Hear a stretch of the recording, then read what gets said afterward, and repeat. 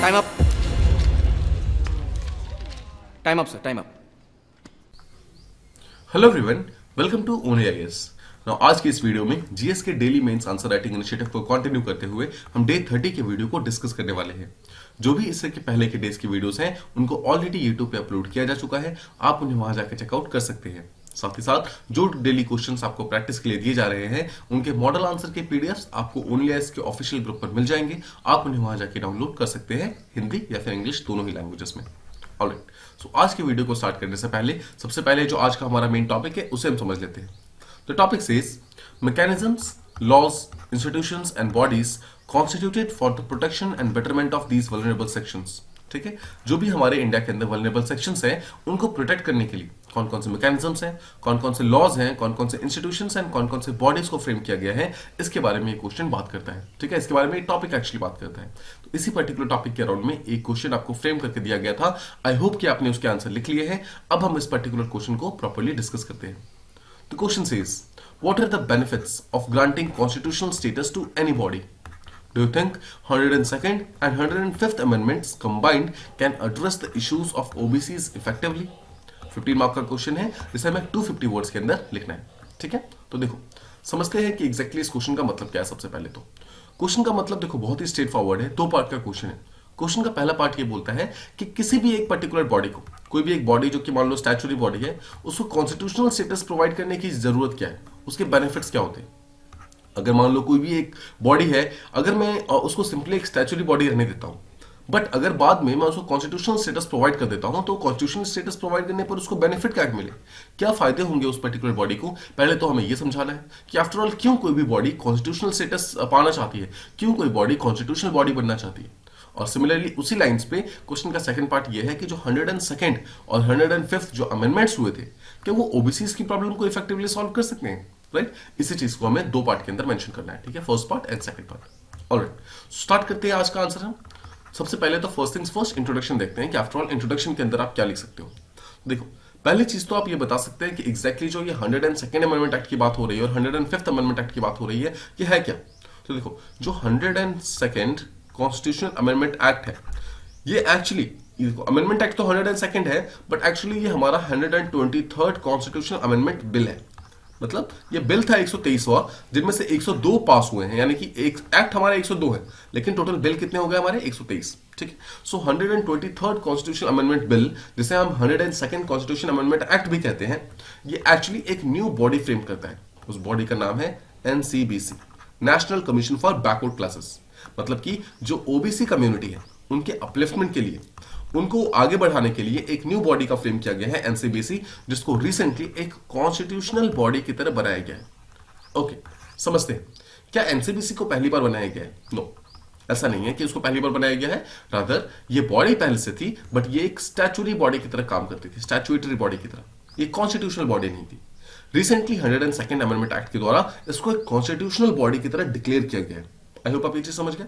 अब देखो आपको याद होगा हमने पहले की लेक्चर्स के अंदर आर्टिकल 338 के बारे में बात की है, आर्टिकल 338 ए के बारे में बात की है, राइट। 338 किसी से बात करता है? National commission for scheduled caste. 338 A national commission for scheduled tribes. अब हम बात करने वाले हैं 338 बी के बारे में, कि जो national commission for backward classes लाया गया है, उसको एक न्यू आर्टिकल के अंदर सब्जुगेट किया गया है, इंक्लूड किया गया है, जिस आर्टिकल का नंबर है आर्टिकल 338 बी। ठीक है, तो आई होप आप ये चीज समझ गए। सबसे पहले देखो ये चीज काफी इंपॉर्टेंट है, ये आपको डायरेक्टली प्रीलिम्स के अंदर पूछ सकते हैं, एक मैच द फॉलोइंग सीक्वेंस में, कि आर्टिकल 338 किससे डील करता है, 338 ए किससे डील करता है और 338 बी किससे डील करता है। First things first, I hope आप ये चीज समझ गए। ठीक है, अब देखो जब आप ये चीज समझ गए तो अब आपको बताना है कि जो एनसीबीसी है इसके अंदर एक चेयरपर्सन है, फिर एक वाइस चेयरपर्सन है ऑब्वियसली, और 3 अदर मेंबर्स हैं। तो 1 + 1 + 3 ये इसका स्ट्रक्चर है। और इनको अपॉइंट कौन करता है? They are appointed by the president of India. ठीक है, I hope this much is clear. तो ये आपने एनसीबीसी के बारे में एक ब्रीफ इंफॉर्मेशन आपने इंट्रोडक्शन के अंदर दे दिया। तो इसके थ्रू आपको क्या हुआ, आपने सबसे पहले तो एग्जामिनर को ये समझा दिया कि मुझे इन दोनों ही अमेंडमेंट एक्ट जो क्वेश्चन में पूछे गए हैं इसके बारे में पता है कि ये दोनों ही kind of national commission for backward classes से डील करते हैं। देखो अभी हमने 102nd के बारे में बात की है, 105th के बारे में बात नहीं की है, उसको हम थोड़ी देर में करेंगे।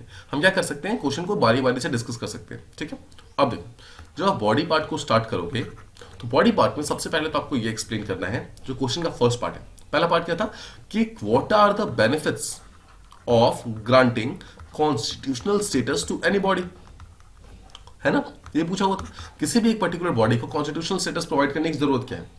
चलिए सबसे पहले इसको समझते हैं। पहली चीज तो जब भी एक पर्टिकुलर बॉडी को कॉन्स्टिट्यूशनल स्टेटस प्रोवाइड किया जाता है तो उसके ऊपर ओवरऑल अथॉरिटी किसकी हो जाती है, प्रेसिडेंट की। मतलब प्रेसिडेंट के पास पावर आ जाता है कि वो उस पर्टिकुलर बॉडी को यूज करके, जैसे इस केस में अगर एनसीबीसी है तो एनसीबीसी को यूज करके, मतलब एनसीबीसी के माध्यम से एक पर्टिकुलर एरिया में किसी एक पर्टिकुलर क्लास को सोशली या फिर बैकवर्ड क्लास का वो दे सकते हैं, मतलब दर्जा दे सकते हैं। मतलब एक ऐसी कम्युनिटी जिसको अभी तक कोई बेनिफिट नहीं मिल रहे थे, उस पर्टिकुलर कम्युनिटी को भी बेनिफिट्स मिल सकते हैं। पहली चीज तो ऑब्वियसली प्रेसिडेंट जो कुछ भी करेंगे वो गवर्नर के साथ मिलकर करेंगे, बट द पॉइंट इज कि प्रेसिडेंट के पास अभी पावर आई है ना कि वो मतलब चीजें कर सकते हैं। जब तक ये पावर प्रेसिडेंट के पास नहीं था तब तक ये सारी की सारी कम्युनिटी जो है वो हमारे पार्लियामेंट के ऊपर थी, मतलब पार्लियामेंट के ऊपर काइंड ऑफ श्रेय थी, स्टेट गवर्नमेंट के ऊपर मतलब काइंड ऑफ डिपेंडेंट थी कि अगर स्टेट गवर्नमेंट और पार्लियामेंट ने मतलब किया तो हमें बेनिफिट मिलेगा, नहीं तो नहीं मिलेगा। बट द मोमेंट ये कॉन्स्टिट्यूशनल स्टेटस बना, कॉन्स्टिट्यूशनल बॉडी बनी, तो ये पावर प्रेसिडेंट के पास आ गया और प्रेसिडेंट ने काफी सारे एक्चुअली बॉडीज को कॉन्स्टिट्यूशनल स्टेटस प्रोवाइड किया हुआ है इन द पास्ट ऑब्वियसली, ठीक है। सेकंड चीज, अब अगर हम एनसीबीसी बना रहे हैं या फिर कोई भी ऐसी बॉडी बना रहे हैं उसको अगर हम कॉन्स्टिट्यूशनल स्टेटस प्रोवाइड करते हैं तो उसको हम एक्चुअली अथॉरिटी देते हैं, ठीक है, कि किसी भी टाइप का अगर अट्रॉसिटीज होती है, किसी भी टाइप की अगर प्रॉब्लम्स होती हैं उस particular section of the society से, जैसे इस केस में ओबीसी, तो अगर ओबीसी के अगेंस्ट में कोई भी प्रॉब्लम होगी तो एनसीबीसी उसमें इंक्वायरी कर सकता है, इन्वेस्टिगेशन कर सकता है, राइट, किसी भी तरीके की चीजों को समझने की कोशिश कर सकता है, मॉनिटर कर सकता है, राइट, कि जो भी लॉज वगैरह बनाए गए हैं, जो भी इंप्लीमेंट करने की कोशिश की जा रही है, क्या वो सही से इंप्लीमेंट हो रहा है या फिर नहीं हो रहा है, इन सब चीजों को चेक कर सकता है, स्पेसिफिक कंप्लेंट्स को देख सकता है, राइट। तो ये सब चीजें प्रोवाइड की गई। तो कॉन्स्टिट्यूशनल स्टेटस ये आपको अथॉरिटी प्रोवाइड करता है कि आपकी जो पावर है वो एक्चुअली इंक्रीज हो जाती है, और इतनी इंक्रीज होती है कि आप एक्चुअली ओबीसी के बेनिफिट के लिए या फिर किसी भी सेक्शन के बेनिफिट के लिए काम कर सकते हैं, ठीक है। थर्ड चीज, क्या हम ये कह सकते हैं कि जब कॉन्स्टिट्यूशनल स्टेटस मिला इस बॉडी को तो अब एनसीबीसी के पास सिविल कोर्ट जैसी पावर्स हो गई हैं। सिविल कोर्ट मतलब कि अब इसके पास पावर्स है कि ये किसी भी पर्सन को समन कर सकता है, उसे बुला सकता है, किसी भी कोर्ट के ऑर्डर को मंगा सकता है अपने इंक्वायरी के लिए, किसी चीज को चेक करने के लिए, इन सब चीजों को कर सकता है। किसी भी पर्सन का अगर राइट वायलेट हो रहा है जो कि ओबीसी की कम्युनिटी से बिलोंग करता है तो उसके जो वायलेटर है उसके अगेंस्ट में कोई एक्शन रिकमेंड कर सकता है, ठीक है, ये सब चीजें कर सकते हैं।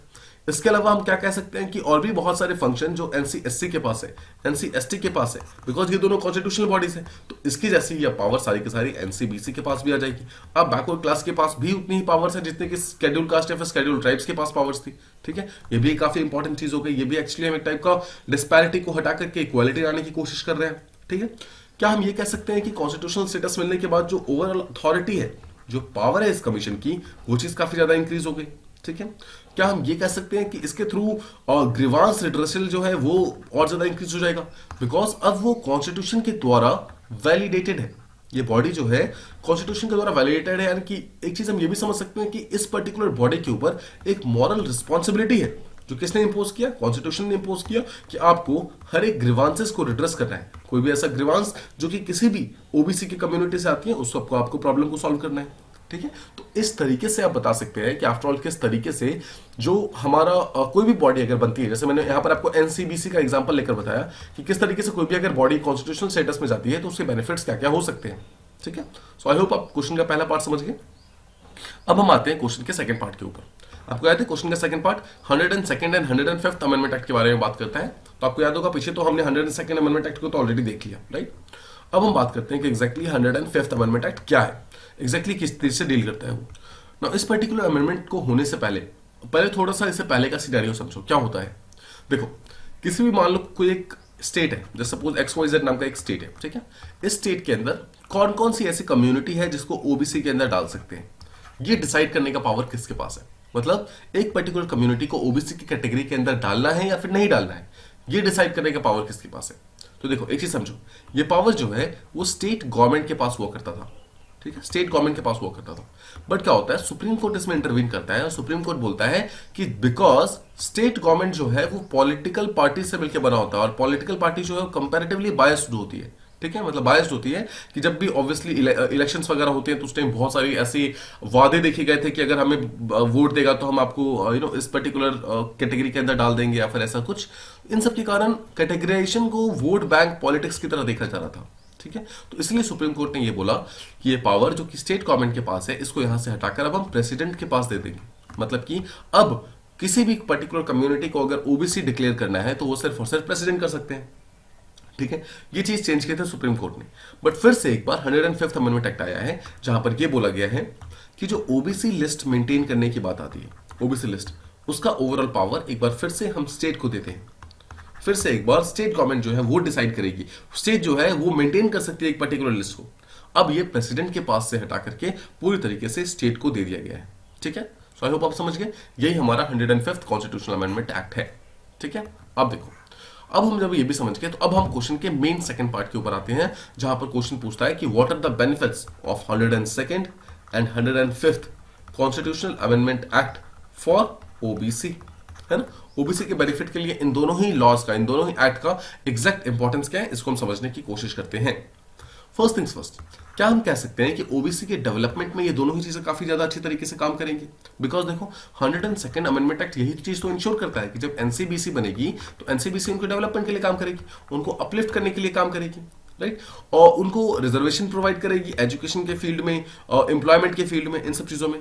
ठीक है, तो ओवरऑल ओबीसीज का जो सोशल कंडीशन है, इकोनॉमिक कंडीशन है, पॉलिटिकल कंडीशन है, एजुकेशनल कंडीशन है, उन सबको अपलिफ्ट करने के लिए, डेवलप करने के लिए काम करेगा 102nd and 105th constitutional amendment act. पहली चीज तो ठीक है।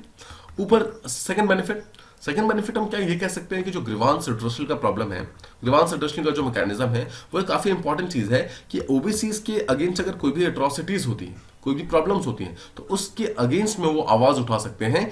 और इस आवाज को उठने के लिए, मतलब सुनने के लिए, अब जो एनसीबीसी है वो कॉन्स्टिट्यूशनली मॉरली ऑब्लिगेटेड है, मतलब अब इसको सुनना ही होगा, एनसीबीसी इसको सुनना ही होगा। ठीक है, ये चीज है। थर्ड चीज, क्या हम ये कह सकते हैं कि 105th अमेंडमेंट एक्ट के द्वारा स्टेट की जो राइट्स थी लिस्ट को मेंटेन करने की, ये चीज भी उनके पास वापस आ गई है, जो पहले ऑब्वियसली सुप्रीम कोर्ट ने हटा दी थी, ये चीज भी इनके पास वापस आ गई। फोर्थ चीज, क्या हम ये कह सकते हैं कि मान लो कि एक पर्टिकुलर कम्युनिटी है, जैसे ओबीसी है, एक पर्टिकुलर स्टेट की, मान लेते हैं कि एमपी की है, तो एमपी के ओबीसी को, किसी भी कम्युनिटी को किस टाइप का रिजर्वेशन चाहिए, किस टाइप के बेनिफिट्स चाहिए, किस टाइप के उनके नीड्स है, क्या उनके एस्पिरेशंस है, ये कौन जानता है? ये बेहतर तरीके से स्टेट गवर्नमेंट ही तो जानती है ना। सो अगर स्टेट गवर्नमेंट बेहतर तरीके से जानती है तो ऑब्वियस सी बात है ये रिजर्वेशन जो है, ये जो पावर्स हैं, ये सारी की सारी स्टेट के पास होनी चाहिए, स्टेट को ही ये पावर्स लेनी चाहिए, तभी स्टेट उस नीड बेस्ड डेवलपमेंट कर सकता है, मतलब जैसी जरूरत उसके हिसाब से development. One size fit all approach यहां पर यूज नहीं करना चाहिए, पहली चीज तो ठीक है। फिर हम क्या ये कह सकते हैं कि कोई भी कंप्लेंट्स अगर ये ओबीसीज फाइल करेंगे तो उसके अगेंस्ट में इंक्वायरी की जो बात होगी, ठीक है, इंक्वायरी की बात, वो इंक्वायरी की बात करने के लिए भी काइंड ऑफ एनसीबीसी आ सकता है, तो एनसीबीसी यहां पर भी डील कर सकता है, एनसीबीसी डायरेक्टली बता सकता है कि आफ्टर ऑल क्या सही क्या गलत, ये भी चीज काफी इंपॉर्टेंट हो गई। ठीक है, तो क्या हम ये कह सकते हैं कि क्विक जस्टिस प्रोवाइड किया जा सकता है इन लोगों को, ओबीसी के सिस्टम को। ठीक है, फिर अगर हम सिविल कोर्ट्स की बात करें तो सिविल कोर्ट में हम जानते हैं कि समनिंग की पावर मिलती है। ठीक है, मतलब किसी भी कोर्ट ऑर्डर को मंगा सकते हैं। सो क्या हम ये कह सकते हैं कि एनसीबीसी को और स्ट्रांग बनाने के लिए और स्ट्रेंथनिंग करने के लिए इस पर्टिकुलर अमेंडमेंट एक्ट को लाया गया। ठीक है, तो इस तरीके से आप ये बता सकते हैं पहली चीज तो कि आफ्टर ऑल एनसीबीसी को लाने का मतलब क्या था, 102nd अमेंडमेंट एक्ट का मतलब क्या था, 105th अमेंडमेंट एक्ट का मतलब क्या था, और इस तरीके से आपने अपने आंसर के दोनों ही पार्ट्स को पूरी तरीके से कंप्लीट कर दिया।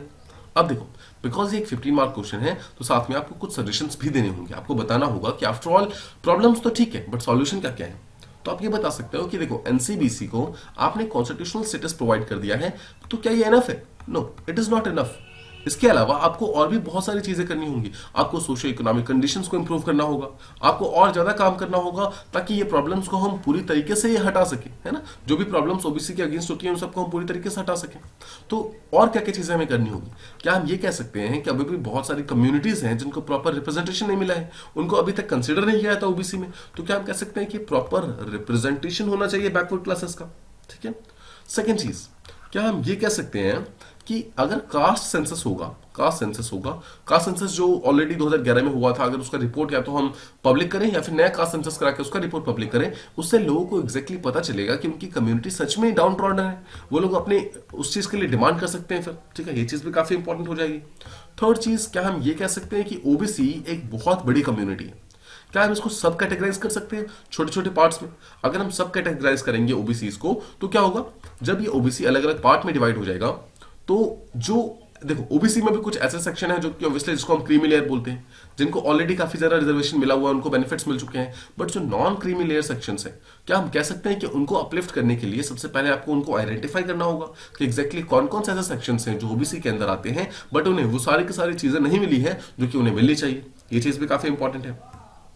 सेकेंड चीज, क्या हम ये कह सकते हैं कि देखो, जो आपको याद होगा पहले जो हमने बात की कि एक वोट बैंक पॉलिटिक्स के लिए कैटेगरी को यूज किया जाता था, क्या आप कह सकते हैं कि पॉलिटिशियंस को वोट बैंक पॉलिटिक्स से हट करके, ऊपर उठ करके यहाँ पर सोशल जस्टिस के लिए काम करना होगा। किस तरीके से हम सोशल जस्टिस को प्रमोट करते हैं, इस चीज को प्रमोट करने के लिए काम करना होगा। बिकॉज अनटिल एंड अनलेस, जब तक हम सोशल जस्टिस को प्रमोट करने के लिए काम नहीं करेंगे, हम इस चीज को आगे बढ़ाने के लिए काम नहीं करेंगे, तब तक बैकवर्ड क्लास को अपलिफ्ट करना पॉसिबल नहीं है।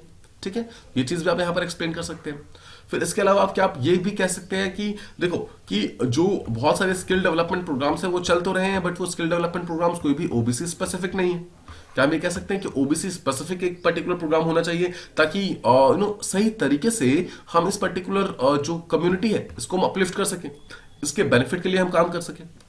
ठीक है, तो ये चीजें एक्चुअली कुछ ऐसी चीजें हैं जो कि आप सजेस्टिव फॉर्म में दे सकते हैं। आप बता सकते हैं कि आफ्टर ऑल क्या क्या चीजें सजेशंस हैं कि ताकि ओबीसी जो है, जो बैकवर्ड क्लासेस है, उनको और ज्यादा यहाँ पर आगे बढ़ने में हेल्प मिले। ठीक है, इस तरीके से आप अपने आंसर को एंड करेंगे और फाइनली आप कंक्लूड करेंगे। कंक्लूड देखो क्या करना है। कंक्लूजन में आप ये बता सकते हो कि ओबीसी का reservation is actually a good thing, was a good thing actually.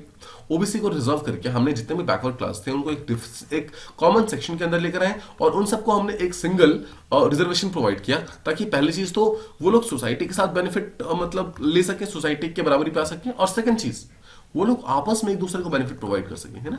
एक backward class second backward class के साथ अब सेम ही फील्ड के अंदर है, सो दोनों एक दूसरे को बराबरी से देख सकते हैं, दोनों एक दूसरे को बराबर जांच सकते हैं।